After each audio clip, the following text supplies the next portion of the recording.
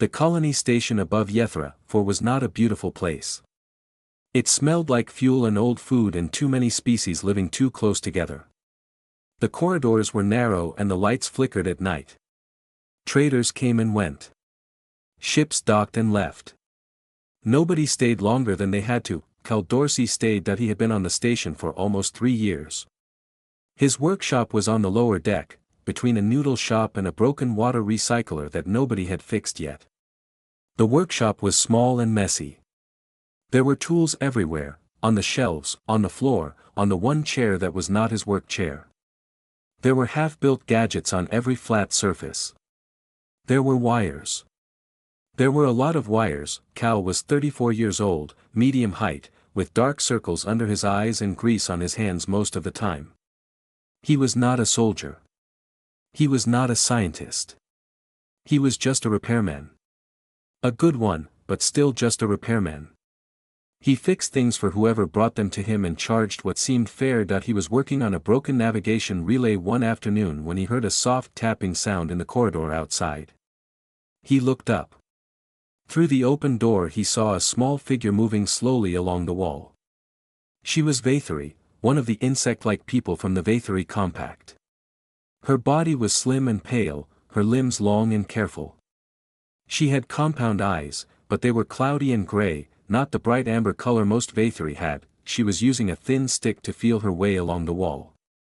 She was a child. She looked about 10 years old, maybe younger. Cal watched her for a moment. She was not lost, exactly. She moved with a kind of quiet determination, like she had done this 1,000 times and knew roughly where she was going. But when she reached a place where a cargo crate had been left in the middle of the corridor, she stopped. She tapped the crate with her stick. She tilted her head. Then she began very carefully trying to figure out how to get around it. Cal put down his relay. He walked to the door. "Hey," he said. He kept his voice gentle. "Do you need help getting past that?" The girl turned toward the sound of his voice. She did not seem scared. "I can manage," she said. Her standard language was clear, just slightly accented. "Okay," Cal said. He leaned against the doorframe. "I am right here if you want a hand." She got around the crate on her own. When she passed his door, she paused. "You are the repairman," she said. "That is me. My name is Sova. I am Cal." She stood there for a second, her cloudy eyes not quite pointed at him but somewhere near him. Then she said, very quietly, "You fix broken things." Cal looked at the gray in her eyes. He thought about what that gray meant. "Yeah," he said. "I fix broken things." She nodded once and kept walking. Cal watched her go. Then he went back inside, sat down, and did not touch the navigation relay for a long time. He was thinking that he thought about it all that evening. He pulled up what he knew about Vathori biology on his tablet. The optical clusters of a Vathori worked differently from human eyes. They processed light through layered nerve channels that fed directly into a broad sensory center in the brain. When those clusters failed, it was not like human blindness. The signal was not just absent. It was garbled. Any device meant to help would need to not just provide visual data, but translate it into something the Vathori sensory system could actually receive. That was the hard part. That was also the interesting part. Cal stayed up until 2 in the morning making notes. The next day, Sova came back. She said she had heard there was a good spot near his workshop to sit and listen to the cargo bay below. Cal told her she was welcome to sit outside his door anytime. She did. She sat on the floor with her back against the wall, and Cal worked, and they talked a little, and he asked her questions about how things felt and sounded to her, and she answered them with the kind of careful honesty that only children and very tired adults tend to manage. By the 4th day, Cal had a rough sketch. By the 7th day, he had a prototype. It was a band that fitted around the upper part of a Vathori head, sitting just above the optical clusters. It had small sensors on the front that read light, heat, and depth. It had a tiny processor the size of a fingernail that converted that data. And it had a set of fine haptic nodes, barely more than tiny vibrations, that pressed against the nerve-rich skin just outside the optical clusters and fed the translated signal in.it flickered. The range was bad.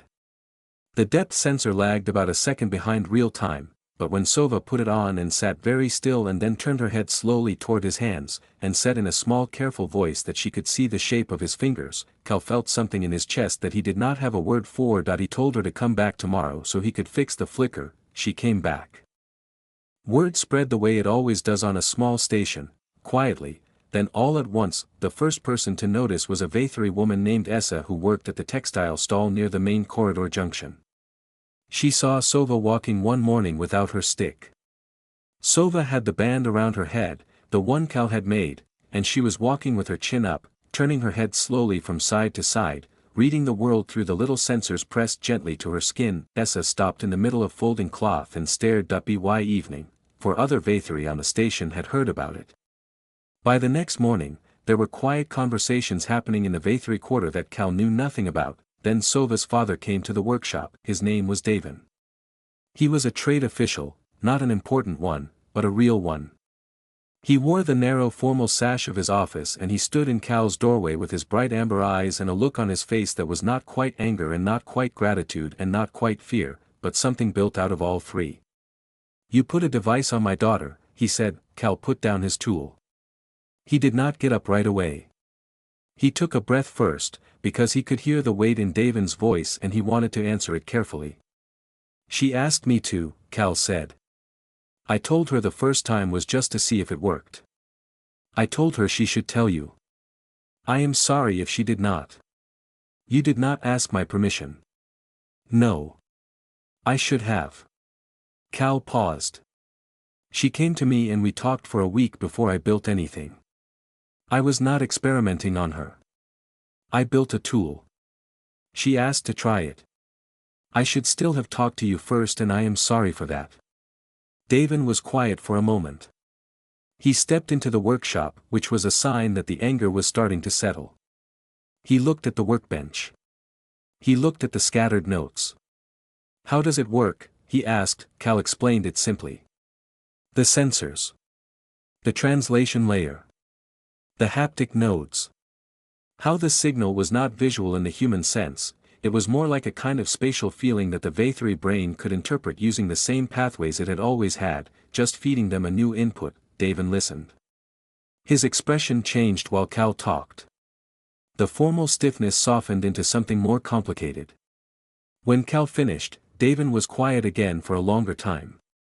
"Among my people," Davin said finally, "blindness has a name. It is not just a condition. It carries a meaning.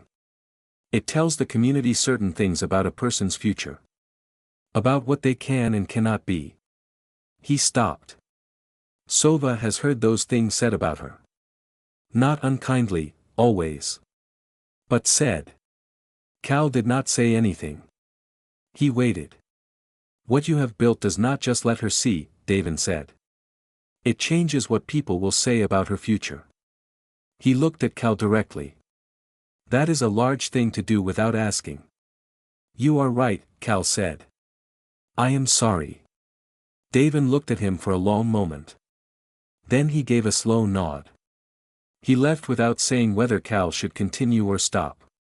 But he did not take the device. 3 days later, a woman named Lena Briggs found Cal at the station's small public food area and introduced herself.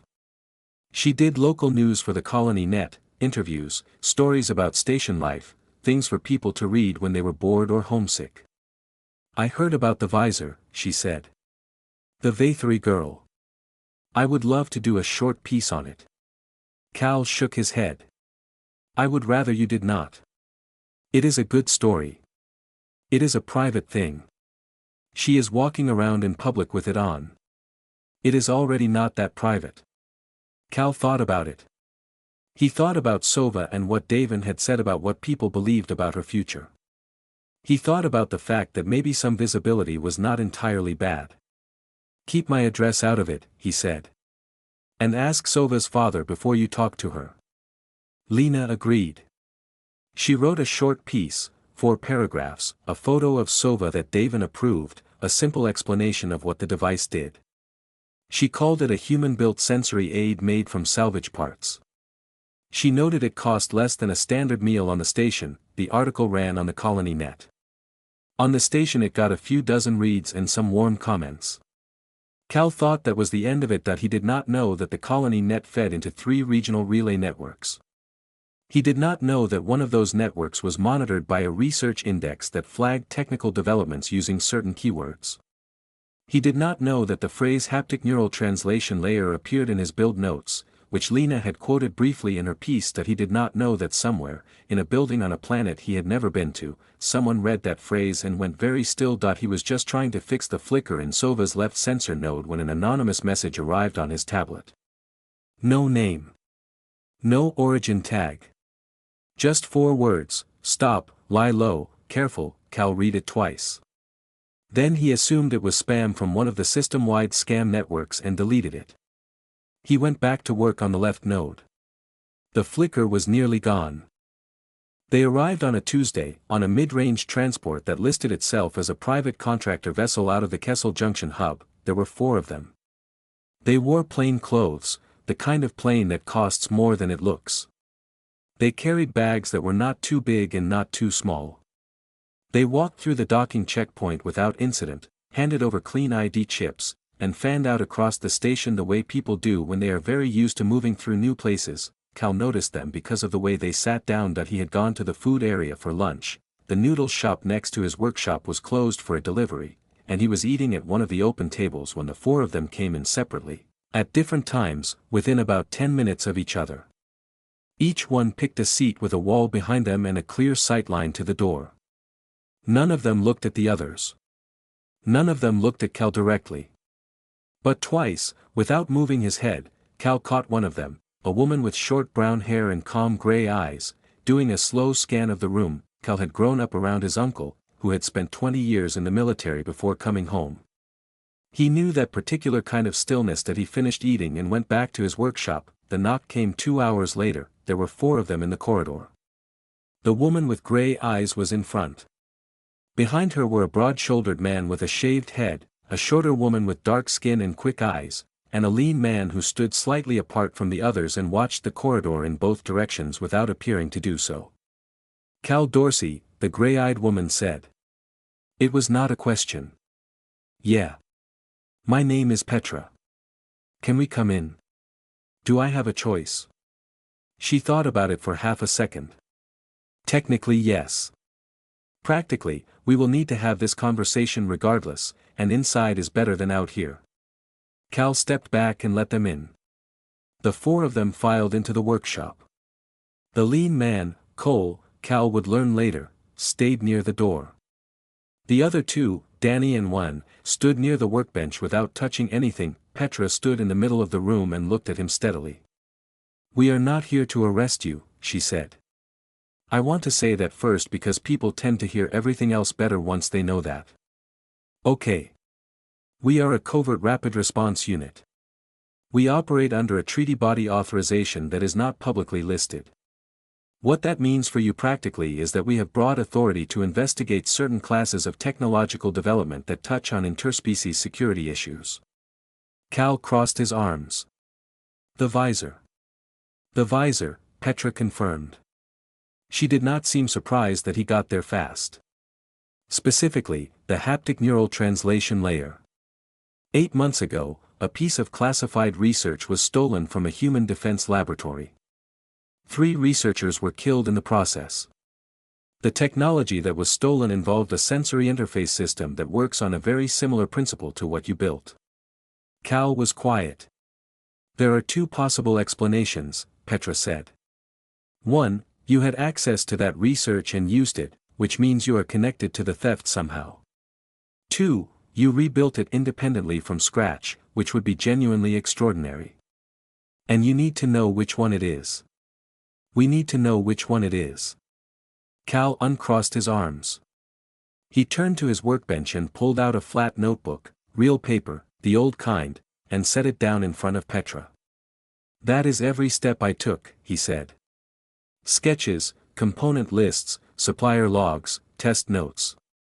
The first sketch is dated about 10 days before the article. I can show you where I got every piece of salvage I used. The processor came from a broken agricultural drone someone paid me to gut. The haptic nodes came from a medical kit that had been damaged in a pressure drop and was being thrown out. Everything is in there. Petra picked up the notebook. She turned the pages slowly. She did not rush. Cole, from his spot near the door, watched Cal without expression. The room was quiet for a while. Just the sound of pages turning and the distant hum of the station. Then Cole spoke. He had not said anything until now and his voice was quiet and flat. He built it cleaner than our guys did. Petra looked up at Cole. Then she looked back down at the notebook.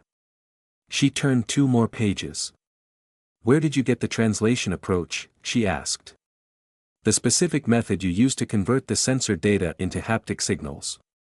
I worked it out, Cal said. I spent a week reading what I could find about Visor neurology. There is not much public literature, but there is some. The basic principle of using pressure variance across nerve-dense skin to simulate spatial input, that came from a paper written by a Visor physician about 20 years ago. I just applied it differently. Petra closed the notebook. She held it for a moment. We are going to need a full recorded debrief, she said. Everything you just told me, on record, with timestamps. It is going to take a few hours. Fine. After that, depending on what the debrief shows, we may be done with you. She paused. Maybe. What does that mean? Petra set the notebook down. Her gray eyes were steady. It means we did not just come here to ask you questions, Mr. Dorsey. We came here because finding you was easy.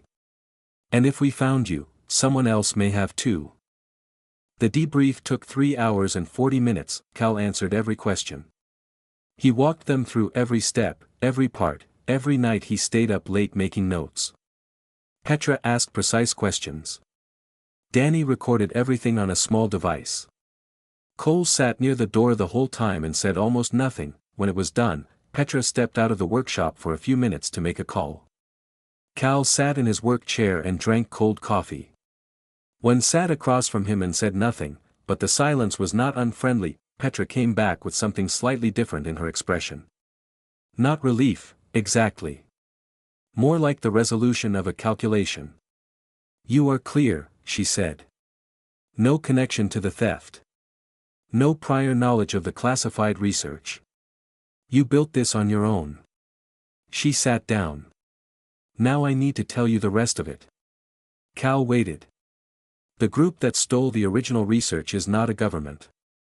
They are a mercenary intelligence outfit. They work for whoever pays, but their longest-running client is a faction that profits from tension between the human coalition and 2 allied alien species. Specifically the Visor Compact and the Andari Federation. Profits how? Cal asked. Arms sales. Private security contracts. Emergency infrastructure deals. When species do not trust each other, they spend more on protection. When there is active suspicion that the other side is developing weapons, they spend a lot more. Petra's voice was even and factual. The stolen technology was going to be reframed. Presented as evidence that humans were developing systems to hack the sensory networks of allied species. It is technically possible to use the same interface principle that way, to interfere rather than assist. Cal sat very still.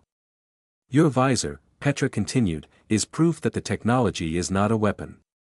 It is proof that it can be built cheaply, openly, and to help someone. If that proof exists and is public, the whole narrative the faction has been building falls apart. She looked at him. They cannot allow that. And they have been tracking any independent rediscovery of the interface since the theft.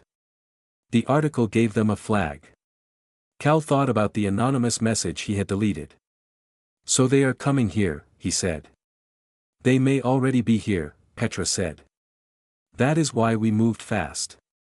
As if answering her, Wen's small device beeped once. One looked at it and said quietly, outer sensor net just flagged an unregistered vessel. Holding position beyond the commercial lane. No ID response. The workshop got very quiet. Petra stood. The four of them shifted in a way that was not dramatic but was very deliberate, weight redistributed, attention sharpened, the easy conversational posture gone. "Mr. Dorsey," Petra said, "I need you to lock this workshop and come with." The door opened. It was Sova. She came in the way she always did, one hand lightly on the door frame, the visor band sitting just above her optical clusters. She stopped immediately when she felt how many people were in the room. Her head turned slowly. "Cal," she said. "Hey, Sova. Bad time, actually. I came for my calibration." She turned her head a little more and then said, very quietly, "There are a lot of people standing very still in here." "Yeah. Can you wait? There are people in the corridor too," she said. "Outside. 2 of them. They are standing without moving and they are warm, my visor reads their heat. They are not station workers. Station workers move." Cole looked at Petra. Petra looked at Sova. "How many?" Cole asked. 2 at the door. I cannot see further in." Cal made a decision. "Sova, come in. Stay in the back corner. Do not move unless I say." She came in. Cal moved to his secondary terminal, the one wired into the station's maintenance grid, which he had access to because he was on the repair contractor list and nobody had ever thought to revoke it. What followed was not a clean fight. It was a series of moves across the station, Petra, Cole, Danny, and when moving through corridors to intercept the mercenary team, using the layout Cal fed them from the maintenance grid. Cal killed lights in 2 sections. He rerouted a pressure door to lock on manual override. He sent a maintenance drone, a battered 4-wheeled unit he used to carry heavy parts, down corridor 7 at full speed and heard a crash followed by silence. Sova sat in the back corner. She did not panic. She turned her head slowly and steadily and told Cal, in a low calm voice, where the heat signatures were. 2 moving toward the junction. 1 has stopped, I think he is waiting. Another one is coming from the direction of the noodle shop. Cal relayed each position to Petra through his earpiece. He did not have to explain twice. The 4 soldiers moved like water, finding a path that it took 22 minutes from the time the door opened. When it was over, the corridor outside was a mess of emergency lights and sealed doors and 2 people in zip ties being held by Danny and 1. Cole was pressing his hand to his left shoulder and breathing in the careful way people breathe when they are hurt but do not want to admit it. Cal looked at Sova. She was sitting exactly where he had told her to sit, her head slightly tilted, still reading the room through the visor. "Is it done?" she asked. "Yeah," he said. "It is done." Cole sat on Cal's workbench and pretended the shoulder was fine. Cal pretended to believe him for about 4 minutes, then went and found his med kit. Cole accepted the treatment without saying thank you, which Cal thought was probably as close to gratitude as Cole got. Outside in the corridor, Danny and 1 had the 2 captured operatives secured. The third, the one Cal's drone had knocked off the catwalk, had slipped into the commercial district during the chaos. Station security picked him up 4 hours later near the docking bays with a broken wrist and no identification that held up to a second check. The unregistered vessel beyond the commercial lane powered its drive and left when it stopped receiving contact from the team. It got 3 system lengths out before a treaty body enforcement ship that had been waiting quietly in the dark brought it to a full stop. Cal never saw any of that part. Petra told him about it briefly. In the flat matter-of-fact way she told him everything. Davin came to the workshop that evening. He had heard the emergency alert and the lockdown notice and he had gone looking for Sova, who was still sitting calmly in Cal's back corner. She had not told her father anything about heat signatures or mercenaries. She had simply said she had been helping. Davin looked at his daughter. Then he looked at Cal. Then he looked at the 4 soldiers currently occupying various surfaces in the small workshop. He did not say much. He held Sova for a long time.